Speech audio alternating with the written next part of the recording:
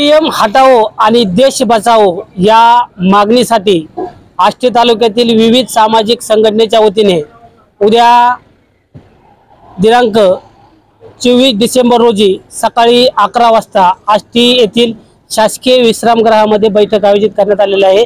आपल्या सोबत सामाजिक कार्यकर्ते राहुल जाधव आहेत, जाणून घेऊया काय मागणी आहे आपली। आपल्याला काय वाटतं ईव्हीएम हटायला पाहिजे? माझी अशी मागणी आहे की आत्ताच ज्या 4 राज्यामध्ये इलेक्शन झालेलं आहे, तर 4 राज्यामध्ये इलेक्शन होण्यापूर्वी कोणत्याही पक्षानं ईव्हीएम विषयी आवाज उठवलेला नाही। इलेक्शन झाल्यानंतर जे कोणते पक्ष ईव्हीएम विषयी पडलेले लोक, थोडक्यात इलेक्शन झाल्यानंतर आणि इलेक्शन मध्ये पडल्यानंतर, इलेक्शन हरल्यानंतर ते म्हणतात की आम्ही जनतेतून हरलो नाही, तर आम्ही ईव्हीएम मुळे हरलो। तर माझं असं म्हणणं आहे की महाराष्ट्र हा फुले शाहू आंबेडकरांच्या विचारांचा आहे आणि महाराष्ट्रामध्ये इलेक्शन लागू होण्याच्या अगोदर ज्या ज्या पक्षांना ईव्हीएम विषयी काही आक्षेप असेल तर त्यांनी इलेक्शन पूर्वी जाहीर करावं की आम्हाला ईव्हीएम नुसार इलेक्शन नको, बॅलेट पेपर पाहिजे म्हणून। आणि जर अगोदर विरोधी पक्ष नेते जे आहेत ते अगोदर येत नसतील आणि इलेक्शन होऊन इलेक्शन मध्ये हरल्यानंतर जर त्यांनी ही भूमिका मांडली तर त्यांच्यावर देशद्रोहाचा गुन्हा दाखल करावा। माझं म्हणणं आहे की हे ईव्हीएम जे आहे, ईव्हीएम मध्ये विरोधी पक्ष आणि सत्ताधारी पक्ष हे दोघं जण मिळून ईव्हीएमचा घोटाळा करत असावे। त्याच्यामुळे सध्या विरोधी पक्ष पण ईव्हीएमच्या विरोधात बोलायला तयार नाही आणि इलेक्शन झाल्यानंतर त्यांच्यात काय फाटाफूट झाल्यानंतर पडलेले उमेदवार फक्त आवाज उठवतात की ईव्हीएम मुळे आम्ही पडलेलो आहोत। तर माझं असं म्हणणं आहे की संपूर्ण जगातील जे जे सुधारित देश आहेत त्यांनी सुद्धा ईव्हीएम बॅन केलेला आहे। अमेरिका, इंग्लंड अशा मोठ्या मोठ्या देशांमध्ये सुद्धा बॅलेट पेपरवर मतदान होतंय।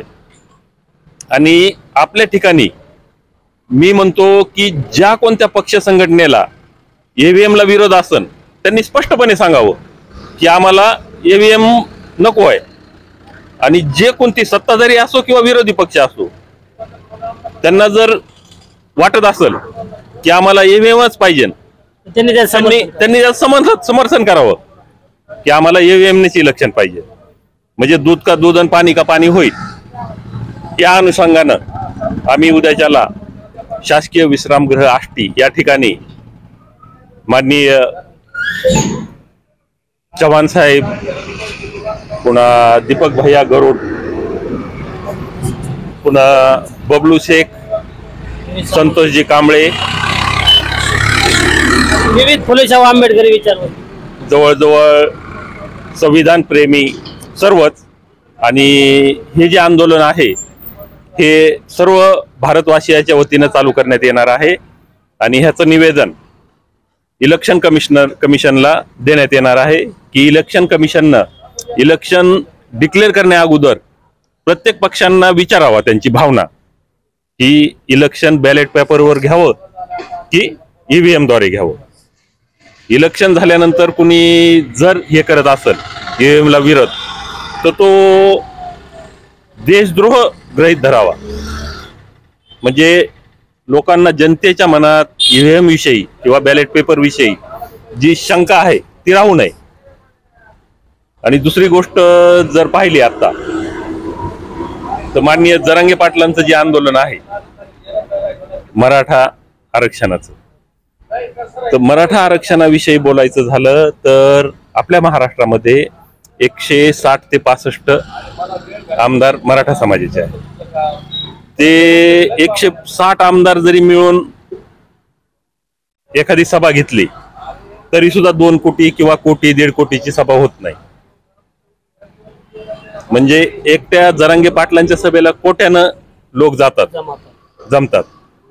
म्हणजे याचाच अर्थ की जे काय आता मागे निवडून आलेले आहेत तर जनतेची अशी भावना झालेली आहे ते चुकीच्या पद्धतीने निवडून आलेले आहे। म्हणजे जन्मत नसताना फक्त ईव्हीएम मुळे निवडून आलेले आहेत अशी समाज मनाची भावना झालेली आहे।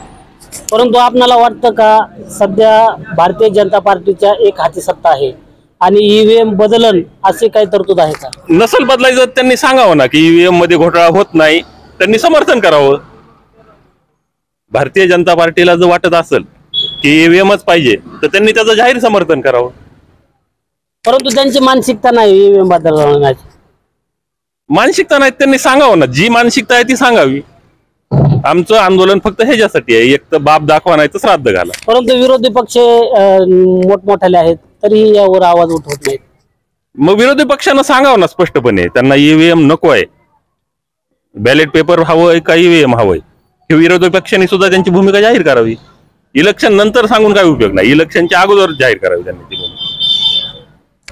एकंदरीत आपण या ठिकाणी पाहिलेलं आहे की हे होते सामाजिक कार्यकर्ते राहुल जाधव यांनी आता सांगितलेलं आहे की येणाऱ्या काळामध्ये ईव्हीएम हटवणं हे काळाची गरज आहे.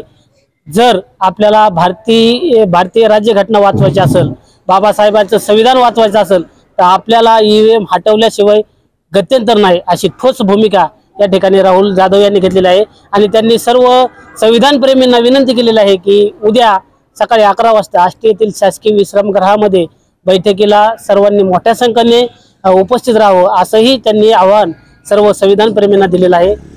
तेजवार्ता न्यूजसाठी संदीप जाधव, कडा, आष्टी.